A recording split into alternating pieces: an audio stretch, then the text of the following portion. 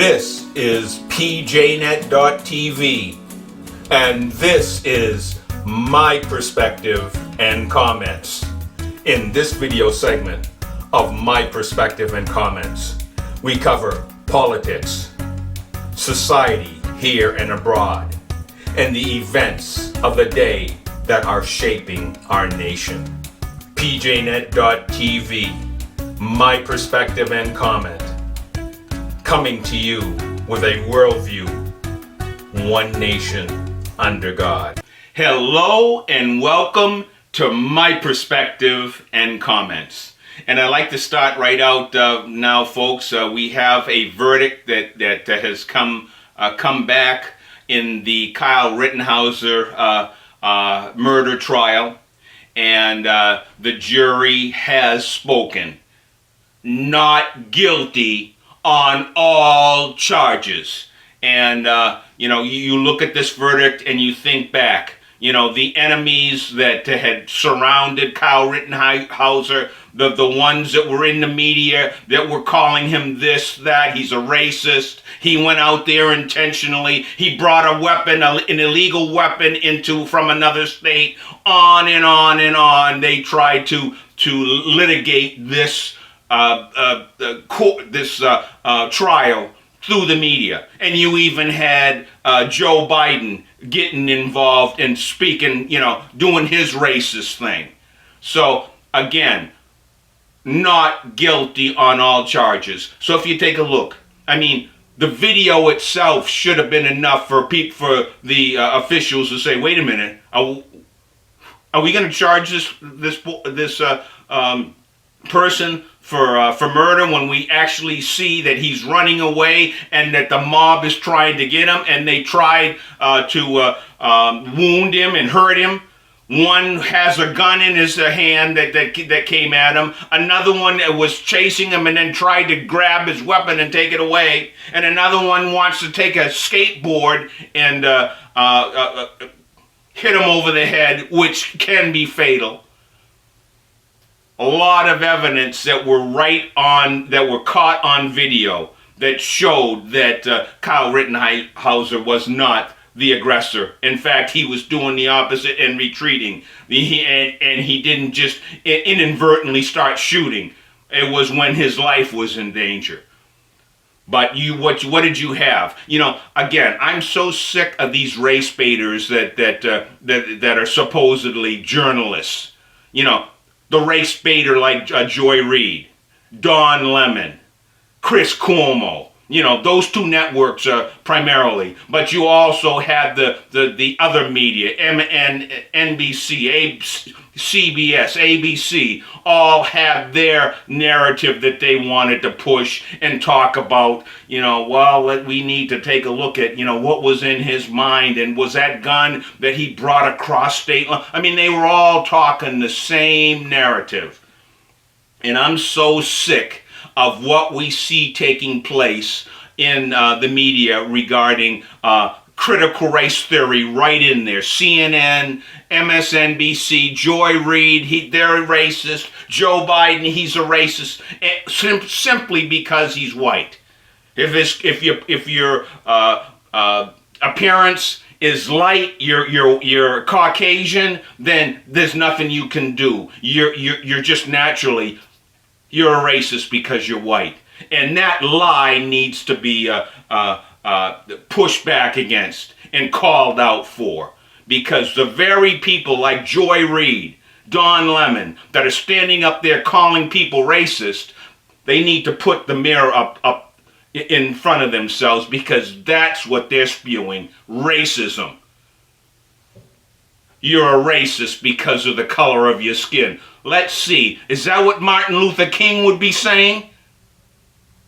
So it's just despicable. And again, I at this point, you just got to say, is journalism really dead? When you see that, right? The media, what they have been doing right along. The facts don't matter. It's the narrative. It's the spin that they want to portray, no matter whether or not it's true or not. But it's a matter of throwing the spin out there and trying to initiate a decision from the jury. And not to say that these media outlets are actually inciting for trouble in the streets and promoting it, just by the way that they come across. And it was so good that the court said, out of here, MSNBC. You're out of the court. You're out yesterday. I guess Thursday they gave them the boot, which was absolutely right. So, again, to recap, Kyle Rittenhauser is, he can go home free and not guilty on all counts. I'd like to talk about Biden's approval.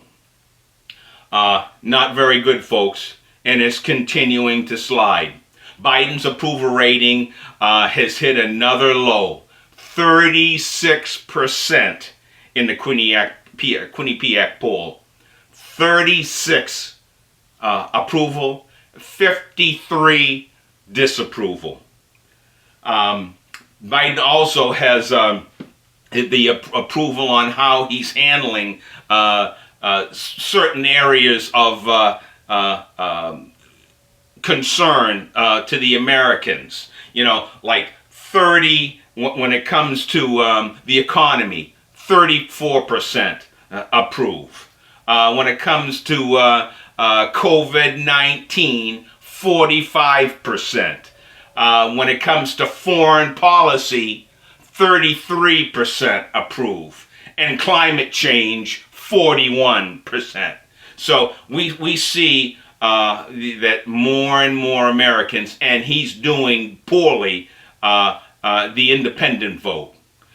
So if an election was held right now, the outcome for Biden, he would be booted out of office. And Kamala Harris's poll numbers are even worse.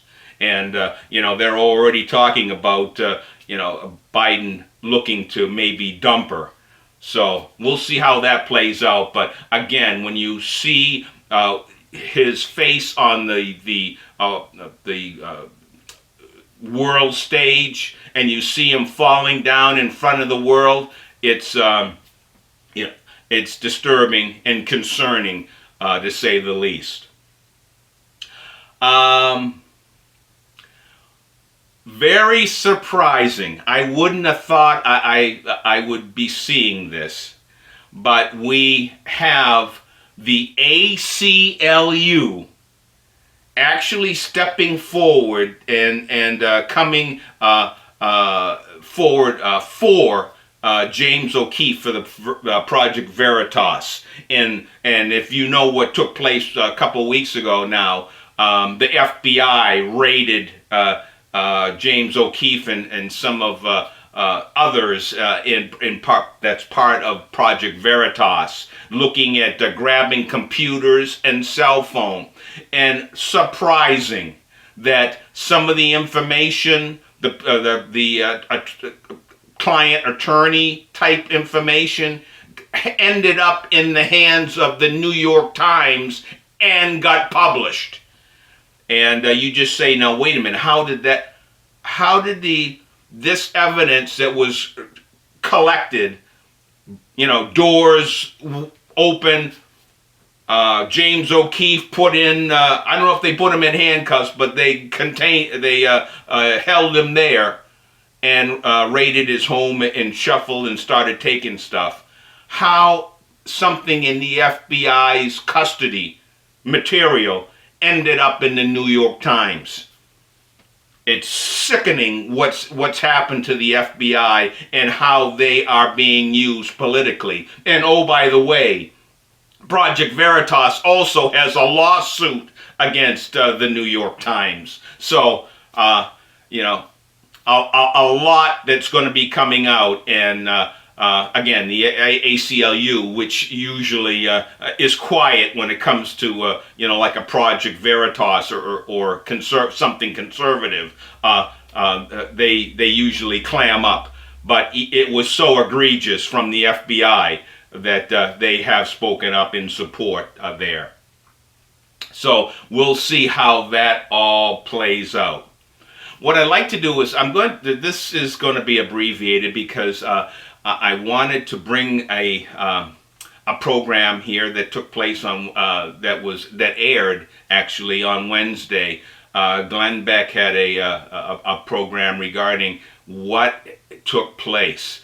Let's take a look back and what happened 18 plus months ago. How did we get here with the lockdowns and the mandates and the tyranny that's taken place country by country by country, and how we have this assault on Americans' freedom where we're being forced to give up our bodies to take this experiment. So very well done. And I would like us to take it was a 2-hour